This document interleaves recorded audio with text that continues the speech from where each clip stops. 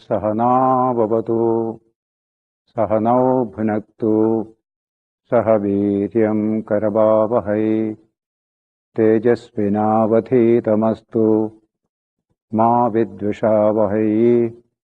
ओम शांति शांति शांति। हरि ओम तत्सत। Last Sunday we dealt with the need for an incarnation to come and set right the moral values of the people. Shankara, in his introduction, had told us when dharma declines, adharma becomes dominant. We need an adjustment. Who can do this adjustment? I said last Sunday, no priest, no scholar, none of these can do this work, nor the political state. It is only from a profound spiritual personality that this ethical, moral and spiritual adjustment can come in society. So according to the Sanatana Dharma tradition in India, whenever such a need arises, a great spiritual teacher comes. We may call him an incarnation of God. We may call him a great spiritual teacher or the divine personality. But the truth is, he is an extraordinary person, not like an ordinary person. He changes the values of society, and his influence continues for centuries together. India calls such people as avatara, incarnation of the divine. Shankara says here, when such a situation took place, in order to stabilize society, in order to restore the importance of moral values and in society, sa adikarta narayanakhyo Vishnu, that same divine personality, Narayana, who projected this universe, Adikarta Vishnu, he came down as Krishna in an incarnation. Brahmano Brahmanatvasya Rakshanartham Devakyam Vasudevad Amshena Krishna Kila Sambabhuva. He became incarnate as Krishna, the son of Devaki and Vasudeva. What is the purpose? That purpose is specially mentioned here in a great word. That word is Brahmanatva, Brahmana-ness. Man's evolution reaches its highest level when man becomes a Brahmana. The word Brahmana has got a very bad odor today in the context of our caste system, caste exclusiveness. But this is a later aberration and we are trying to get rid of it today. But in Indian sociology, there is a beautiful idea that man's evolution in the social context is to become a Brahmana. What is the Brahmana? Not from the point of view of caste, not point of view of by birth, but by actual spiritual development and realization. The first time we hear the word Brahmana in a definitive form is in the Upanishads, where it is mentioned, Etadvai, Etadaksharam gargi viditva, asmat lovakat praiti sab brahmanaha. O Gargi, Yajnavalkya is telling in the Brihadaranyaka Upanishad, he who departs from this world after realizing this Brahman, the infinite reality, he is the Brahmana. All the rest are Kripanas. The opposite of Brahmana is a Kripana. small-minded. When you realize Brahman, your heart and mind expand. They become universal. That is the Brahmana originally presented in our Vedantic literature. In the Gita also, the same idea is upheld. By your character, by your conduct, you become a Brahmana, not by birth. This idea is expressed again and again in the Mahabharata as well as Ramayana. Later on, birth became the criterion, and that developed into what you call the present-day caste system with exclusive privileges, etc. But in its original understanding, it is human evolution rising to the highest level of spiritual development, where your own separate individuality vanishes, you feel one with all, you become the servant of all, you love all. That is the concept of the Brahmana in Indian sociology. Modern sociology doesn't give us any idea as to the direction of human development, direction of human evolution. We get a lot of statistics, we get a lot of social facts and formulae, but what exactly is the direction of human development and evolution? That is not given. That is applied in Vedantic sociology. The Brahmana is the ideal of human evolution. Here in this particular context, Shankaracharya refers to it in the abstract noun, Brahmanatva, that Brahminness, a quality which everybody can achieve. Everybody has the spiritual reality hidden within oneself. By manifesting it, we become the Brahmana.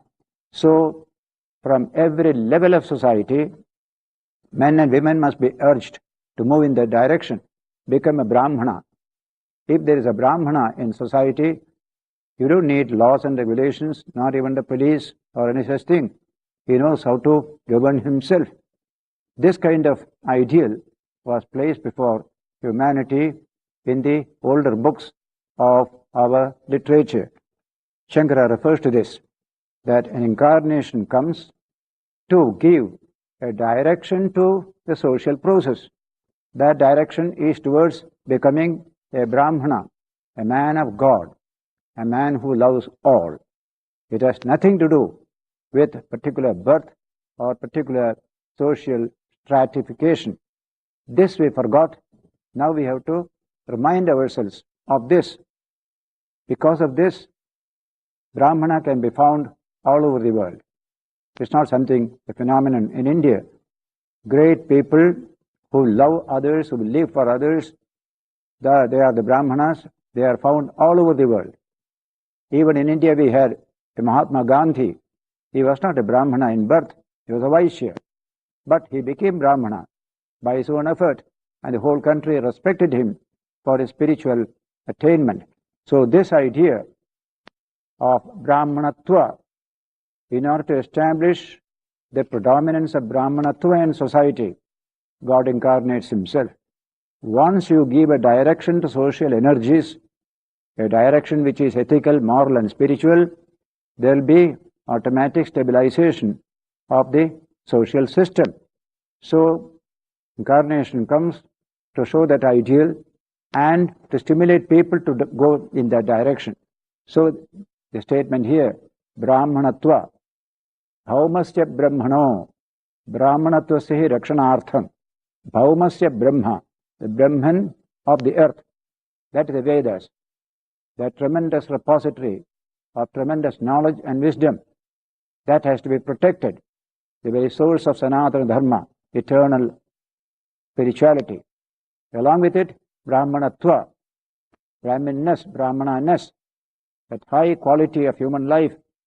In order to establish these two, God incarnated himself as Krishna, son of Devaki and Vasudeva.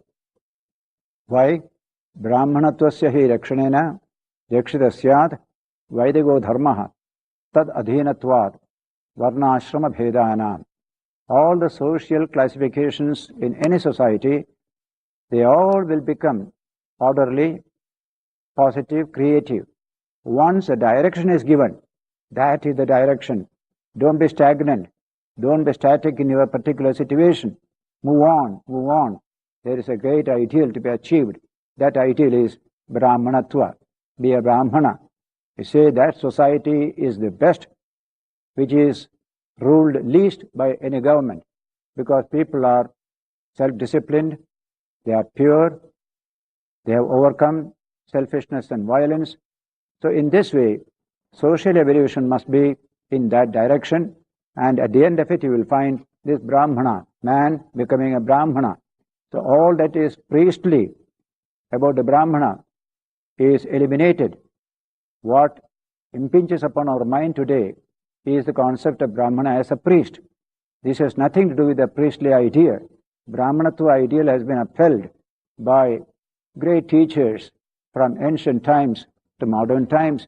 Swami Vivekananda has said Brahmanatva is the ideal of humanity in India. In his famous Madras lecture, he said society as an ideal, that is the Brahmana. Everyone must evolve towards that Brahmana ideal. This is not the caste Brahmana, but the spiritual Brahmana.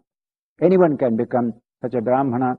That is the type of thinking that was overlaid by the caste idea of Brahmana with all its exploitations and other things, from which we are trying to rescue our own society today.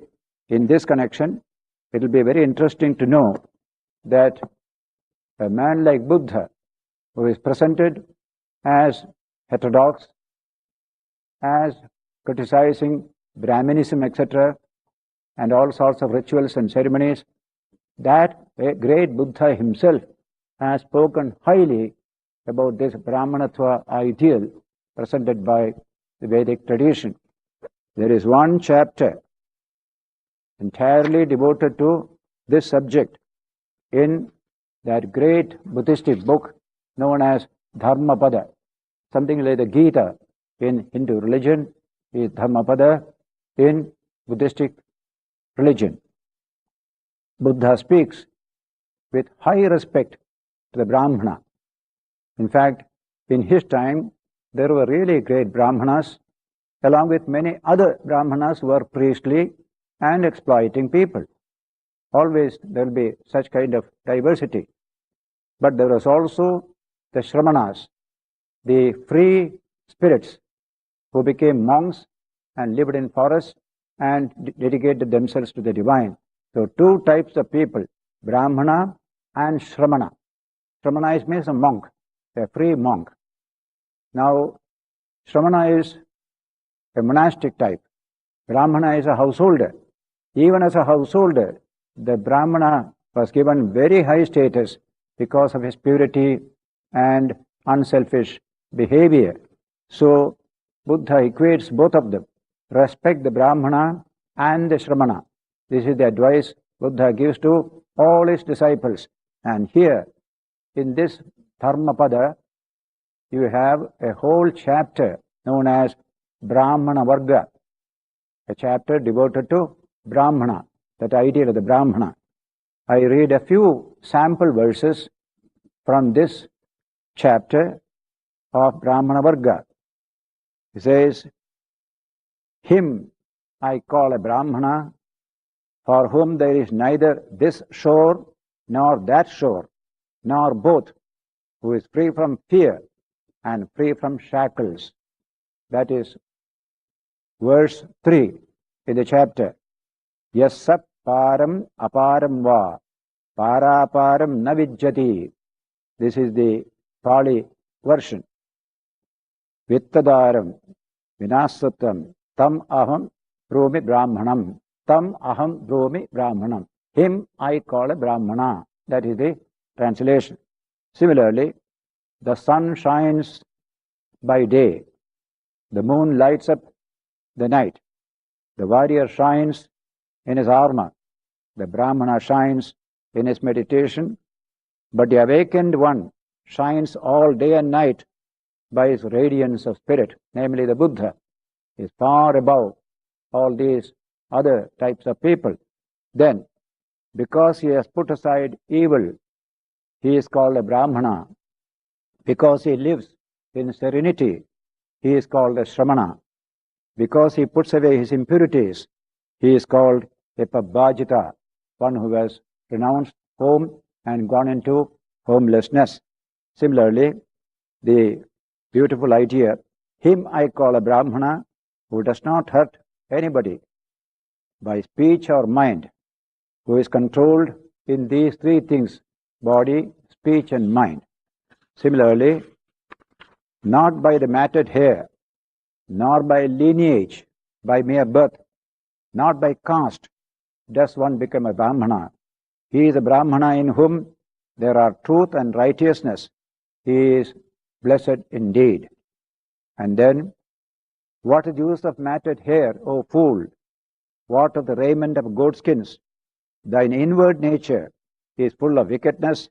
The outside thou makest clean. Almost similar to what Jesus said in the New Testament. Then, I do not call him a Brahmana because of his origin or of his mother. If he be with good, he is called a Bhovadi. Him I call a Brahmana who is free from goods and free from attachment. Finally, him I call a Brahmana who has cut the strap and the thong and the chain with its appurtenances, who has brushed the bar and is awakened. Now these verses contain that wonderful sociological concept in India that human society has to move in a particular direction. Then only society remains creative. Otherwise, stagnation sets in. What is the direction of my movement? I can be entirely sensual, lost in the sensual life of day-to-day existence. That will be stagnation. I must pass through this and go to something higher. There's always something higher. And the highest is to realize the infinite hidden in the heart of all. So in this way, Brahmanatva ideal provides society a direction of evolution. Evolution needs a direction. A movement without a direction is a movement in circles.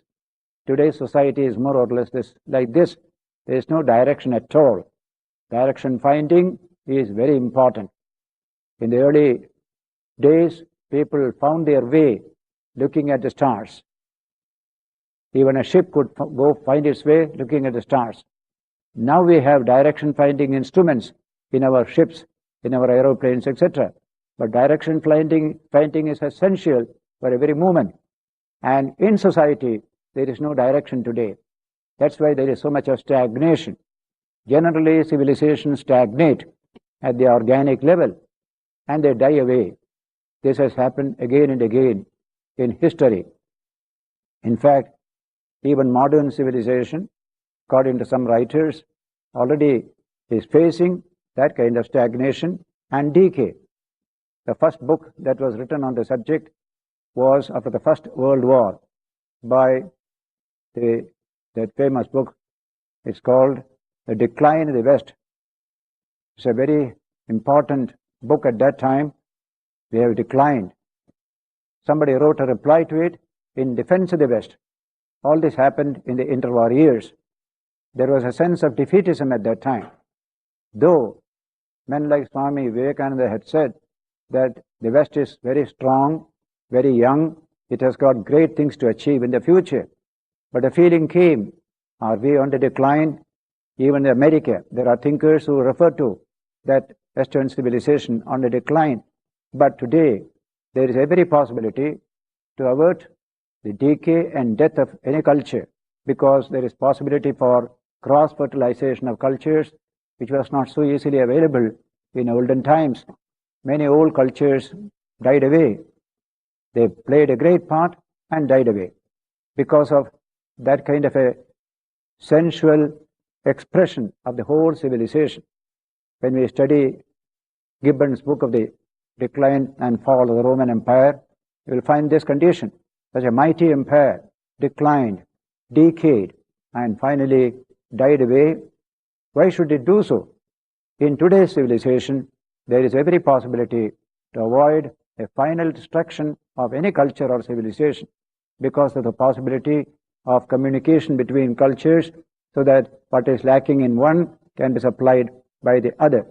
This truth is specially demonstrated in the history of modern India.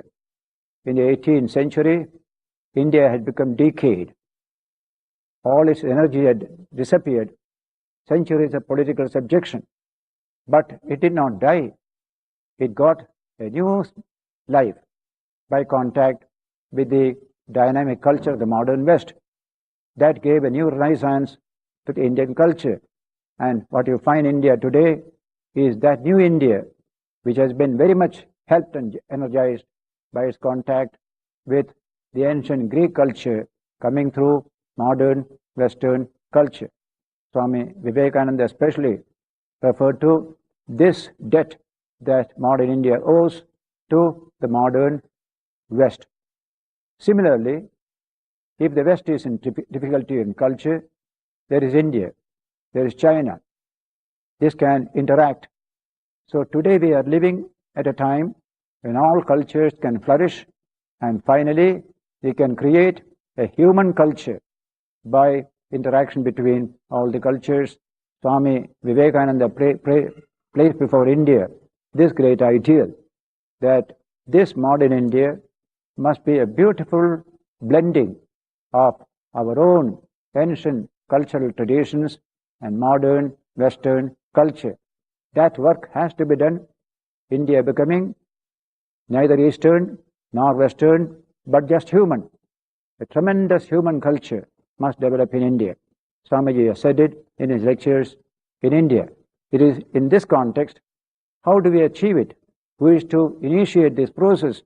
He presented Sri Ramakrishna as that wonderful spiritual energy which will help to bring about this harmony between East and West in India as well as in the rest of the world.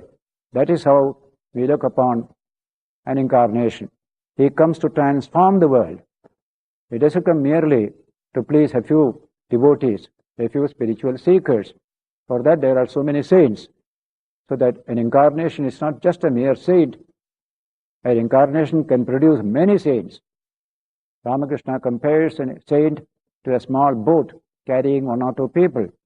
And he compares an incarnation to a big ship can carry hundreds of people. So the idea of the incarnation came in India only because we found that he is a center of tremendous world-moving energy. By his touch, millions of people become changed. And when he is alive, very few people know him. When he passes away physically, people begin to know him more and more. His energy spreads everywhere. This capacity to defeat the process of time is what makes a great spiritual teacher becoming called an avatara or an incarnation. This is what happened in India several times in the past ages. Whenever there has been a decline, a great teacher came and a new adjustment took place. And in this modern period, the same situation has come, not only with respect to India, but with respect to the whole modern age. We are seeing a tremendous change in the modern period, decline of the older traditions, the new development of science and technology, a very worldly outlook and attitude, the dawn of materialism and its dominance in the human mind. In all these conditions, there is a great need for a readjustment. And Swami Vivekananda presented Sri Ramakrishna as that great force that came in the modern period to effect this great adjustment both in East and West. Though born in India, he is not meant for India. He is meant for the whole world. And today's world is so small, communications are so easy, so that what is a blessing in one place can also go to other places as a blessing. So when he was in America, he preached only India's spiritual heritage, philosophical heritage, the great Vedanta. But he sometimes used to refer to his master as an example of this great Vedanta, that universal vision of Vedanta. So some of his close friends asked him, "Tell us something about your master." He avoided it, but ultimately in 1896 he spoke in England and in New York on the subject of my master. In that lecture, in the very opening paras, you find this presentation, what this great teacher is going to do to the whole world today, what the world can expect from his advent in this modern period. It is a masterly lecture. When I was a young student, I enjoyed this lecture, read it several times.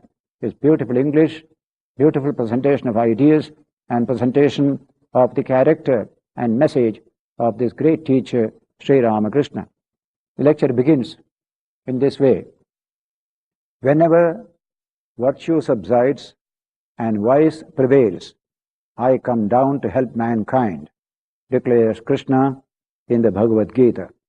Whenever this world of ours, on account of growth, on account of added circumstances, requires a new adjustment, a wave of power comes. And as man is acting on two planes, the spiritual and the material, waves of adjustment come on both planes.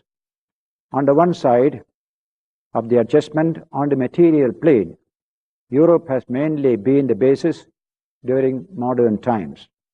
And of the adjustment on the other, the spiritual plane, Asia has been the basis throughout the history of the world. Today, man requires one more adjustment on the spiritual plane. Today, when material ideas are at the height of their glory and power, today when man is likely to forget his divine nature through his growing dependence on matter and is likely to be reduced to a mere money-making machine, an adjustment is necessary. The voice has spoken, and the power is coming to drive away the clouds of gathering materialism. The power has been set in motion, which at no distant date will bring unto mankind once more the memory of his real nature. And again, the place from which this power will start will be Asia. And so, he says finally, I am going to present before you the life of one man who has put in motion such a wave in India. That is Sri Ramakrishna. This is a presentation made in 1896 in New York and in England. Today we see the ideas and inspiration of Sri Ramakrishna going around the world and spreading all over India to bring harmony, to deepen human life. Now, how shall we look upon Sri Ramakrishna? A great spiritual force, certainly. You need not call him an avatar or incarnation, these are mere words. But he creates history. In this matter, we shall remember what Karl Marx said. Philosophers have only interpreted the world, but the real task is to change it. That is exactly what the Avatara does. It changes the ratio of forces in society. A criminal society can become crime-free society by the spiritual stimulus given by a great divine personality. Where there is strife, where there is intolerance, harmony comes. Sri Ramakrishna is to bring about this tremendous transformation in society in all parts of the world. That is the purpose of a divine incarnation. And so, when this Shankara's commentary says, long ago, such an event occurred in India when Krishna appeared on the scene. He was truly a universal personality. His message has relevance for us even today in all parts of the world. That's why his book, the Gita, is being studied in all parts of the world, where he said, therefore, that in order to establish this truth for the Vedic religion, so broad, so universal, the mother of religions, which accepts all religions, which sustains every other religion, that's the Vedic religion. That has to be protected. This broad, universal approach to religion as expounded in the Vedas. The idea of unity of all knowledge, secular and sacred, also expounded in the Vedas in order to protect this broad, universal approach to human life and problems as contained in the Vedas. An incarnation appears, and Krishna appeared for that purpose and also for establishing that social direction, the Brahmana type. Everyone must go in that direction. We are confronted by three forces: tamas, rajas, and sattva. Tamas and rajas make us worldly, make us enter into quarreling, fighting, exploitation, and also violence and war. Sattva comes, everything changes, man becomes a center of peace, center of harmony. He projects that harmony outside. So evolution is towards sattva. More and more men and women with the sattva element must come in. And the one who has the fullest element of sattva, he is known as a Brahmana. He beckons us, every one of us, to go in his direction. This is your progress. This is human evolution. So he has said here, Brahmanatva sahi rakshanasya vaidiko dharmaha tad adhinatvat varnashrama bhedana. If this Brahmana ideal is properly projected and protected, the whole society becomes stable. All the various components of society will know how to be harmonious and move in that direction. It is this work, this triggering of the spiritual impulse towards sattva that an incarnation projects into the world, so that dharma tad adhinatvat varnashrama bhedana, all of them depend upon giving a direction to social energies, social forces.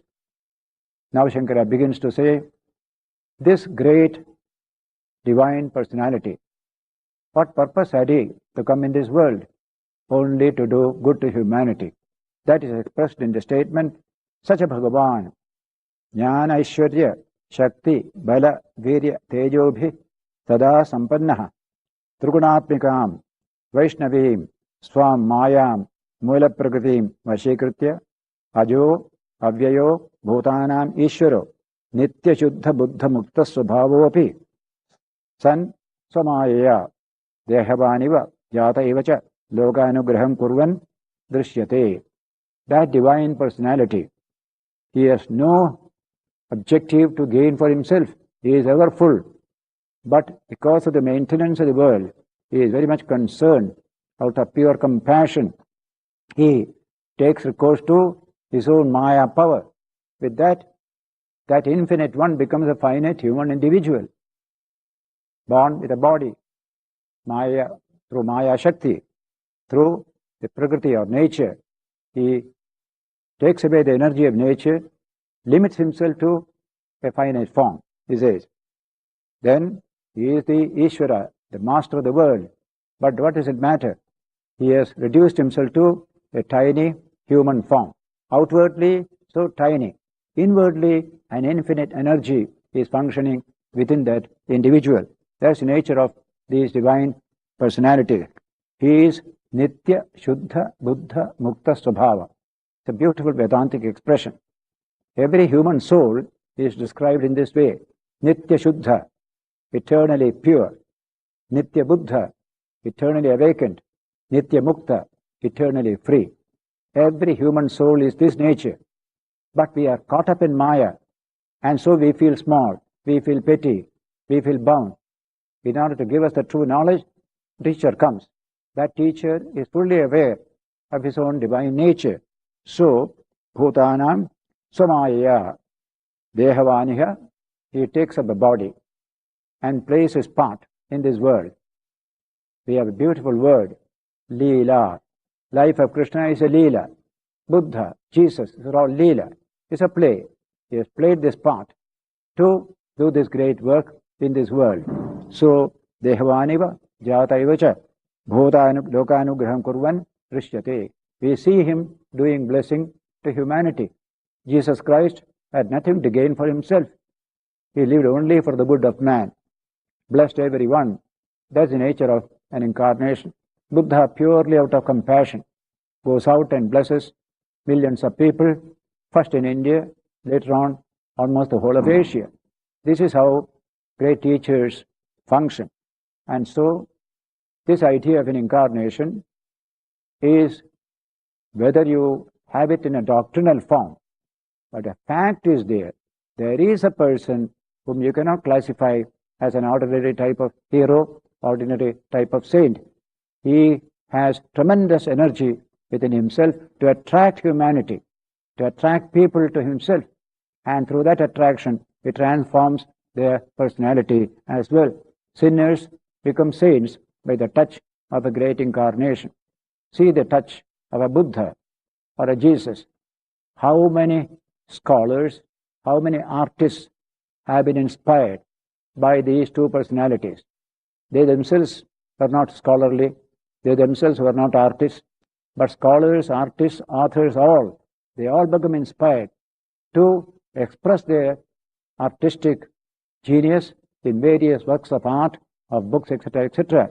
That is where you see the enormous energy of a spiritual nature expressing through these great personalities. Saprayojana bhave api, even though he has no purpose of his own to serve, bhutanu jigritshaya, in order to bless humanity, Vaidikam dharmadvayam arjunaya, shoka moha mahodato nimagnaya upadidesha.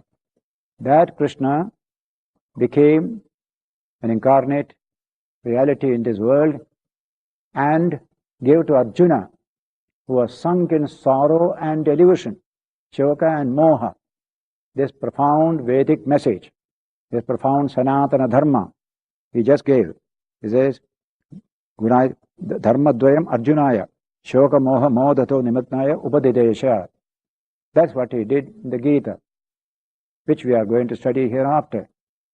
It is Krishna's tremendous contribution to all humanity. What was his intention? Giving to Arjuna a teaching. How is he going to save the world? It's a very legitimate question. That is something unique, and it is good for us to know that uniqueness. Normally, if I whisper something to somebody, that whisper dies along with me, along with him. But when these great teachers whisper something to somebody's ear, that whisper doesn't die. It ignites the whole world in course of time. That is the power of the word. The power of the word is not in the word, but in the person behind the word, in the realization of the person behind the word. So, the deeper a person, the more spiritual a person, the more power his words have. An ordinary man speaks an ordinary word, there is no power. But a Jesus or a Buddha or a Ramakrishna speaking a few words, they convey a profound message not only to the listener, but to later generations as well. This is the power of the word of a great incarnation. There is some tremendous energy within. We call it the energy of spirituality that has the power to attract people and to transform them.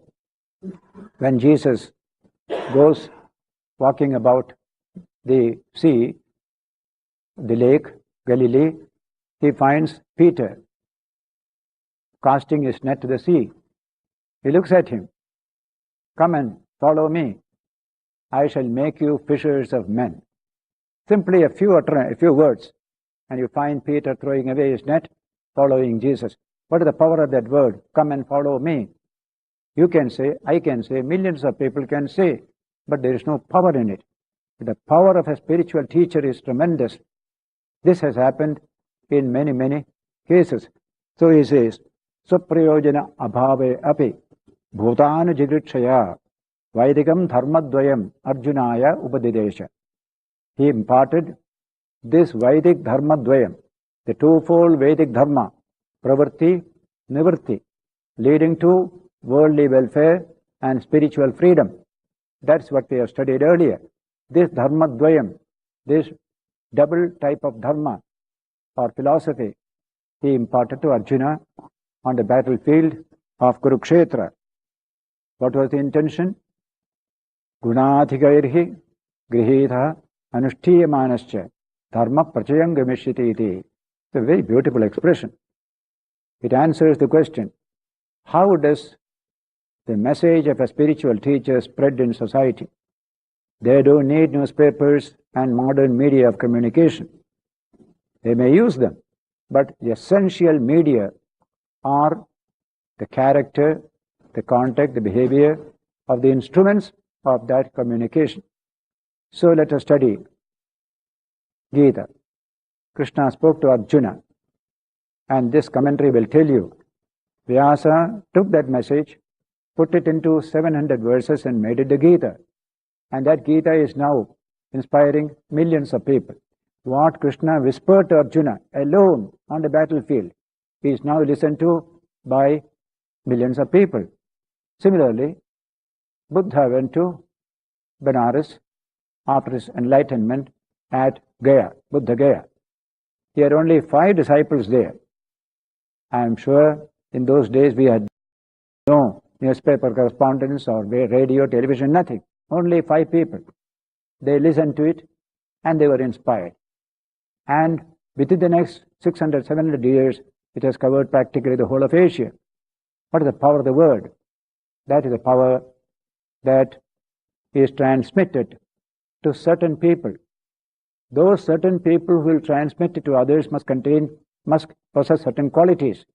That is what is explained by this phrase, Guna adhikairihi grihitaha anushtiyamanascha dharma prachayangamishyati. If this teaching is given to men and women of more than ordinary virtue, Guna adhika. Ordinary virtue people have. You pay your taxes, you are kind, you look after your parents. These are all called ordinary virtues of society. That's not enough. Something more is needed. A more dynamic virtue is needed. So it's called Guna Adhikairihi. When such people, Grihitaha, they understand, they receive this teaching, then they practice it, Anushtiyamanascha. Then they become dynamic instruments of social change. Dharma Prachayangamishyati. From them it spreads in society, from one person, one group, another. And you can see, though the teacher has disappeared from the world physically speaking, his teaching continues to inspire millions of people thereafter, and this goes on for hundreds of years. That is the language used here. Guna adhikairihi grihitaha anushtiyamanascha dharma prachayangamishyati. What was the blessing for a few becomes a blessing for the many. And Buddha used this very expression. In Sanskrit, it is a beautiful expression. He spoke to 5 people. Within a few days, 5 became 60. And he sent all the 60, go and preach this great teaching for the blessing of all. What is the nature of that exhortation? Bahujana hitaya, bahujana sukhaya. Bahujana means the infinite mass of people. It's called bahujana. Not half a dozen people or a group. The vast mass of humanity is called bahujana. For their hita, for their welfare, for their sukha, for their happiness. My teaching is for bahujana hita, bahujana sukha. That is really the motivation of all these divine personalities of Buddha, Jesus, and today in Sri Ramakrishna. Bahujana hitaya, bahujana sukhaya. It takes time and it slowly spreads. Nothing can stop it. That's the idea. Though after some centuries and centuries, it becomes diluted. It becomes weakened as it passes through human minds and hearts. Then again, another crisis will come. Then again, another teacher will come.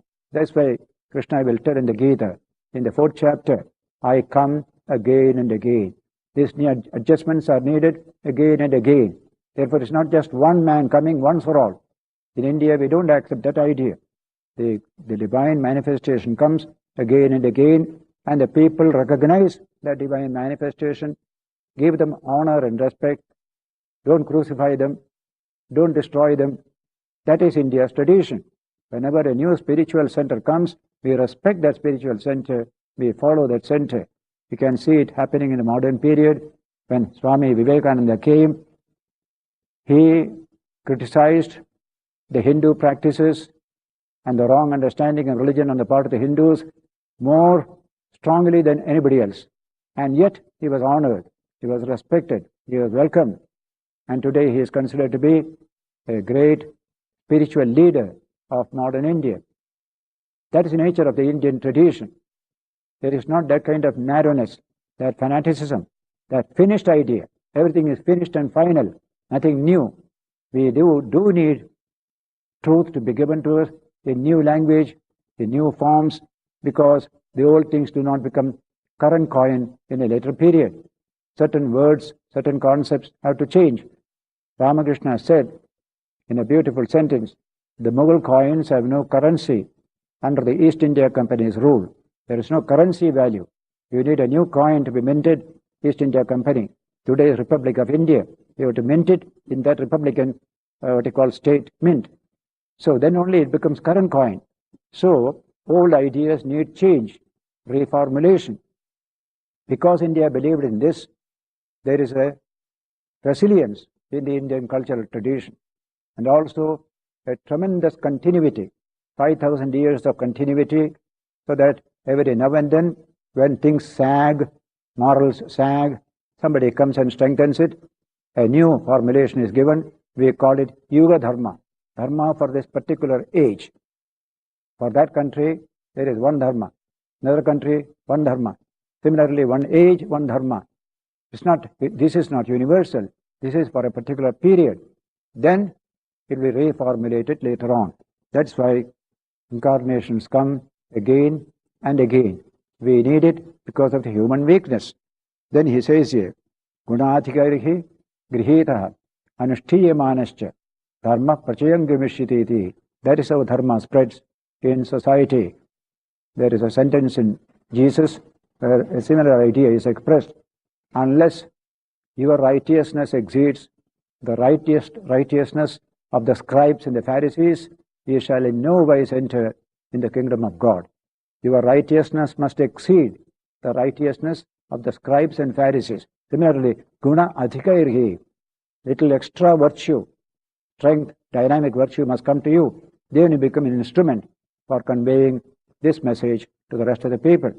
Another example also Jesus given, a little leaven leavens the whole bread. A woman brought wheat powder to the market, mixed it with water, and hid a little leaven in it. And next morning he found the whole bread has been leavened. So a little leaven leavens the whole bread. A great spiritual message goes in a little way, eventually leavens the whole of society. That's the idea Shankara expresses in this beautiful sentence or phrase, Guna adhikairhi grihitaha anushtiyamanascha dharma prachayam gamishyati iti. Such a Bhagavad, he says, that dharma which was given by Krishna to Arjuna, twofold dharma, pravritti dharma, nivritti dharma. What happened to that? Bhagavan Vyasa